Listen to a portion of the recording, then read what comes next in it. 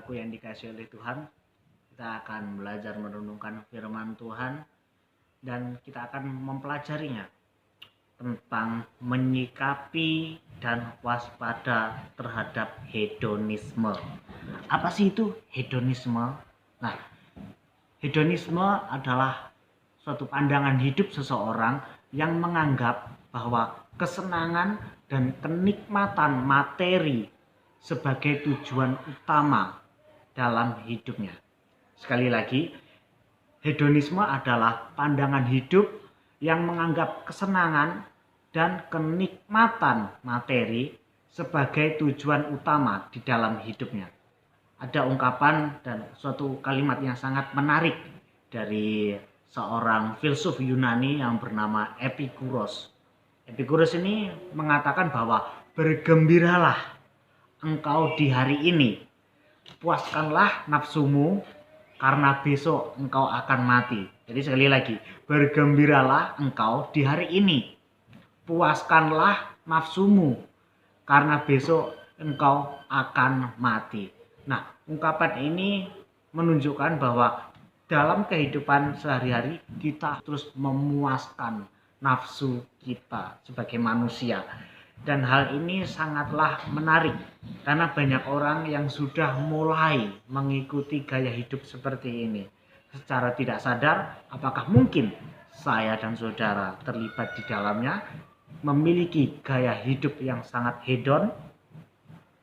Kita akan mempelajari untuk mengenai sikap orang Kristen, sikap iman Kristen terhadap hedonisme. Kalau secara jujur saya mau bertanya kepada Anda semua, kalau kita mau jujur, siapa sih yang tidak mau menikmati kesenangan hidup di dunia ini? Kalau kita mau jujur, kita semua pasti mau ingin menikmati gaya hidup yang hedonisme ini. Gaya hidup yang hedon maksud saya. Nah, inilah yang harus kita pelajari dan secara hati-hati. Karena apa? Karena orang-orang yang memiliki paham hedonisme ini adalah orang-orang yang memuaskan hawa nafsunya di dalam hari demi hari, waktu demi waktu. Dia hanya menikmati hal-hal yang menyenangkan, suatu kenikmatan-kenikmatan yang terus ia lakukan di dalam kehidupan sehari-hari. Nah, saudara-saudara yang dikasihi oleh Tuhan, bahwa semua orang pasti mau hidup yang bersenang-senang. Sekali lagi, semua orang pasti mau hidup yang bersenang-senang. Pasti hidup untuk bersenang-senang sangat kita butuhkan di dalam kehidupan sehari-hari. Saya yakin dan percaya tidak ada orang yang hidupnya mau menderita. Tidak ada. Nah, inilah yang menjadi pembahasan sangat menarik. Lalu bagaimana sikap orang Kristen menyikapi hal ini?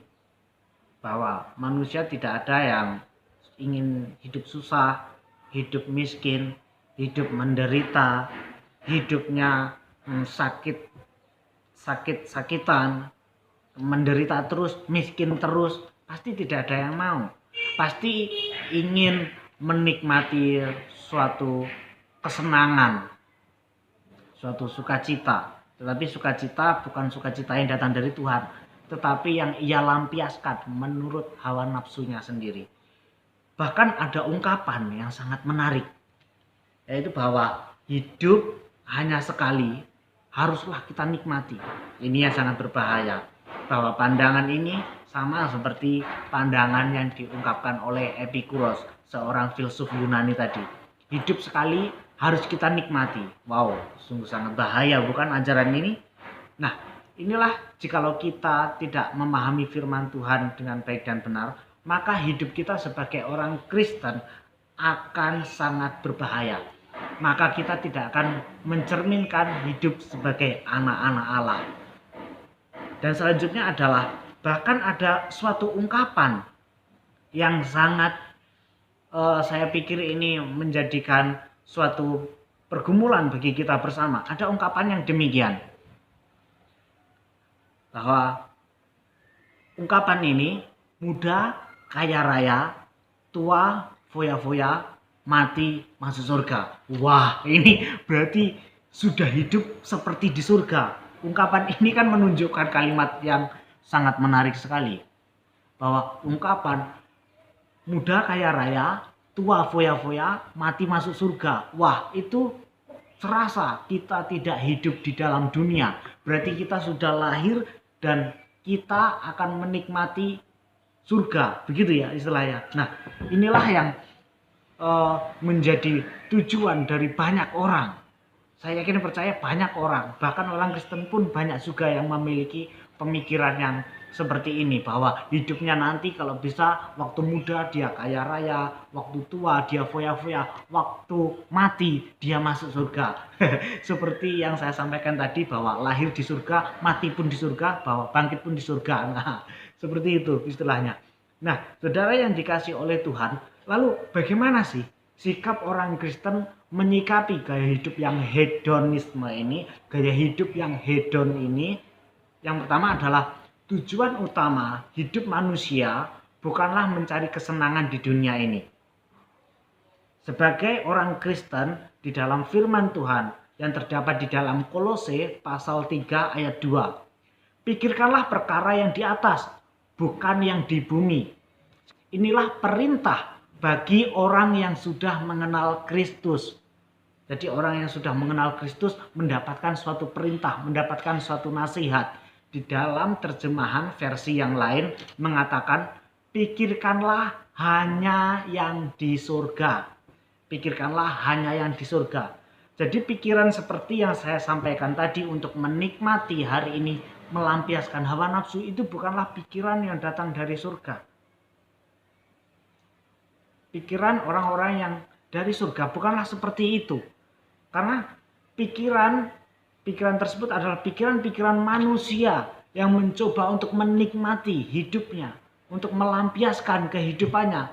Karena apa? Karena di waktu yang akan datang dia akan mati. Oleh sebab itu nikmatilah hari-hari ini.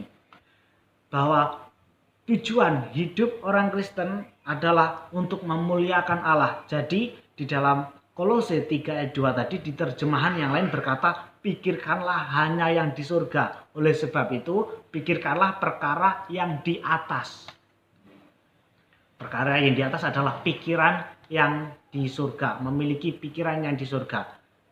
Hidup yang kita nikmati atau kesenangan itu sangat diperbolehkan jikalau kita menggunakan dengan tepat, jikalau kita menggunakan dengan baik dan benar. Tetapi jikalau tujuannya hanya untuk hidup bersenang-senang di satu hari itu saja, itulah yang salah. Maka kita akan berfoya-foya, kita tidak menggunakan itu dengan baik, itulah yang salah. Yang menjadi kesalahan adalah kita tidak mempertanggungjawabkan kesenangan itu di hadapan Tuhan. Nah, di dalam Roma 12 ayat 2, janganlah kamu menjadi serupa dengan dunia ini, tetapi berubahlah oleh pembaharuan budimu, sehingga kamu dapat membedakan mana kehendak Allah, apa yang baik, yang berkenan kepada Allah, dan yang sempurna. Di sini terdapat suatu kalimat yang sangat menarik, yaitu kalimat yang serupa. Jadi janganlah kamu serupa dengan dunia ini. Kalimat serupa ini di dalam terjemahan firman Allah yang hidup, ia berkata, jangan meniru tingkah laku dan kebiasaan orang dunia ini. Jadi kebiasaan dunia ini nanti ditujukan di dalam terjemahan yang lain. Di dalam terjemahan versi yang mudah dibaca, dia berkata demikian, jangan mengubah dirimu. Nah, di sini dikatakan bahwa jangan mengubah dirimu seperti orang di dunia ini. Jangan menjadi serupa dengan zaman ini. Jangan menjadi serupa dengan zaman ini. Di sini mengingatkan, menegaskan bahwa kita adalah orang yang sudah mengenal Kristus. Jadi kita harus berbeda. Di sini dikatakan bahwa serupa. Janganlah kamu serupa. Berarti kita harus berbeda supaya kita tidak sama. Begitu kan? Nah, kalau kita serupa berarti kita sama. Tetapi kalau jangan serupa, berarti kita harus berbeda. Kita harus berbeda. Nah, hidup kita harus berbeda dengan orang-orang yang tidak mengenal Allah. Karena orang-orang yang tidak mengenal Allah adalah orang-orang yang pastinya hidup tidak mengenal Kristus. Hidupnya tidak di dalam Kristus. Karena orang-orang di luar Allah hidupnya menunjukkan bahwa hanya hawa nafsu saja yang ia lakukan. Karena orang-orang di luar Allah hidupnya selalu menuruti hawa nafsu. Nah, itulah orang-orang yang hidup di luar Allah. Hidup di luar Kristus. Hidupnya adalah melakukan pesta pora, kemabukan, perzinahan, perjudian, bahwa hawa nafsu duniawi dia sangat lakukan.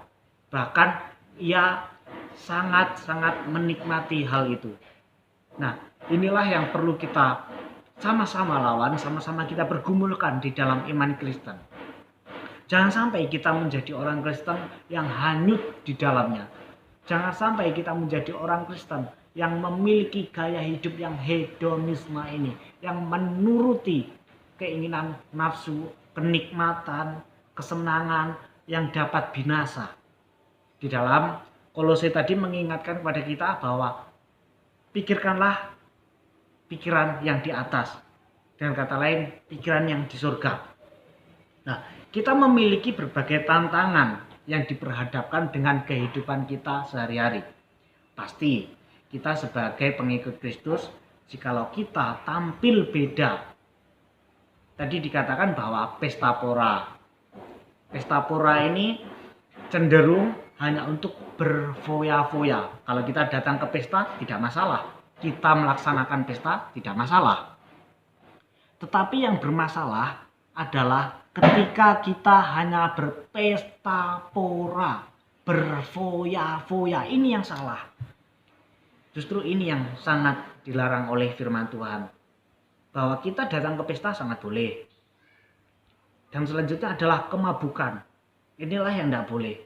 Kenapa? Karena kita hanya ingin mabuk. Dan mabuk itu menimbulkan hawa nafsu yang sangat tinggi. Selanjutnya adalah perzinahan, perjudian, hawa nafsu duniawi yang hanya dinikmati sesaat saja. Kita memiliki berbagai tantangan yang diperhadapkan. Seperti contoh,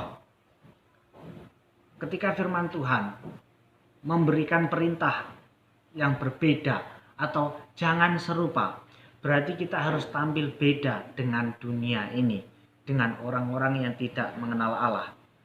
Kita tampil menjadi pengikut Kristus yang menjadi terang bagi orang-orang di sekitar kita. Sekali lagi, kita tampil sebagai pengikut Kristus yang kita sendiri memancarkan terang kasih Allah di dalam kehidupan mereka. Jangan serupa. Saya teringat satu binatang, yaitu binatang bunglon. Kalau saudara tahu binatang bunglon, bunglon itu selalu merubah warna jikalau dia berada di suatu tempat atau di suatu lingkungan. Misalkan di tempat yang hijau, dia akan berubah menjadi warna hijau.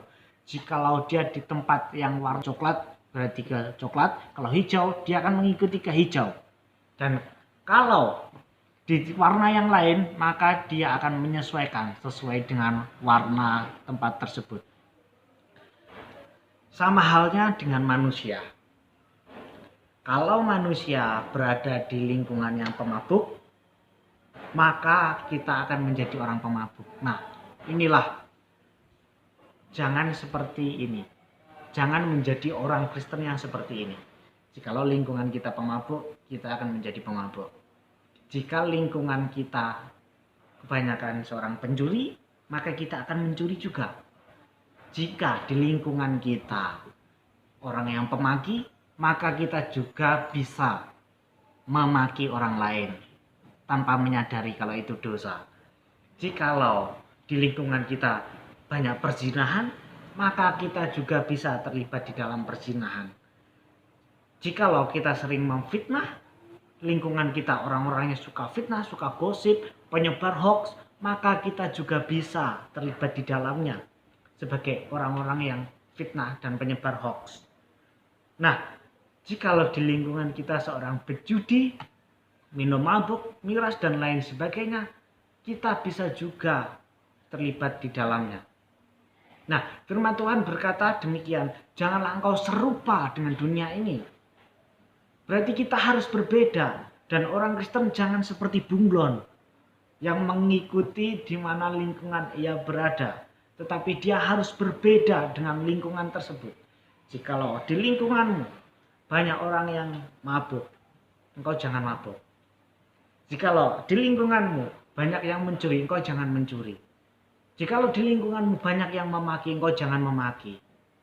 Jikalau di lingkunganmu banyak yang mengeluarkan kata kotor, menghina, dan lain sebagainya, engkau jangan melakukan hal itu. Nah, inilah yang harus dilakukan oleh orang Kristen. Jangan serupa dengan mereka. Jangan menjadi orang Kristen yang sama seperti bunglon. Hidup Kristen harus berbeda. Kita berbeda karena kita adalah orang yang telah menerima anugerah keselamatan dari Allah melalui iman kita kepada Yesus Kristus. Oleh sebab itu, kita menjaga diri kita, menjaga kekudusan hidup kita, untuk kita mempersembahkan hidup kita kepada Allah. Inilah sikap yang harus kita miliki, bahwa kita harus melawan gaya hidup yang hedon. Jangan sampai kita menikmati hal-hal dunia ini yang bersifat sementara untuk kepuasan yang sementara pula. Kita hidup berbeda dengan dunia ini karena kita adalah manusia yang baru di dalam Kristus. Kita adalah manusia yang sudah bertobat. Kita adalah manusia yang dikuduskan oleh Kristus. Jadi kita harus memiliki gaya hidup yang berbeda dengan mereka supaya kita tidak serupa. Dosa telah menguasai hawa nafsu manusia. Oleh sebab itu, kita berjuang melawan kedagingan yang membawa kita ke dalam kenikmatan duniawi, kenikmatan yang sangat sementara ini. Inilah yang harus kita hadapi. Nah, saudara yang dikasihi oleh Tuhan, kenapa kita harus berbeda? Karena kehadiran Yesus di dalam hidup kita membawa perbedaan yang sangat luar biasa antara anak-anak terang dan anak-anak gelap. Sikap kita terhadap hedonisme ini adalah kita harus tampil berbeda. Sikap kita kepada hedonisme adalah suatu sikap yang harus mencerminkan firman Tuhan. Kita harus berbeda dengan orang yang menikmati dunia ini sebagai tujuan yang utama. Tujuan yang utama di dalam hidup kita sebagai orang Kristen adalah memuliakan Tuhan dalam gaya hidup kita yang berbeda dengan dunia ini. Bahwa sekali lagi, hidup kita bukanlah untuk memiliki gaya hidup yang hedon, tetapi gaya hidup yang berbeda dengan dunia ini. Gaya hidup yang mencerminkan bahwa kita adalah anak-anak Allah. Terima kasih, dan kiranya ini menjadi berkat bagi kita semua. Tuhan Yesus memberkati. Amin.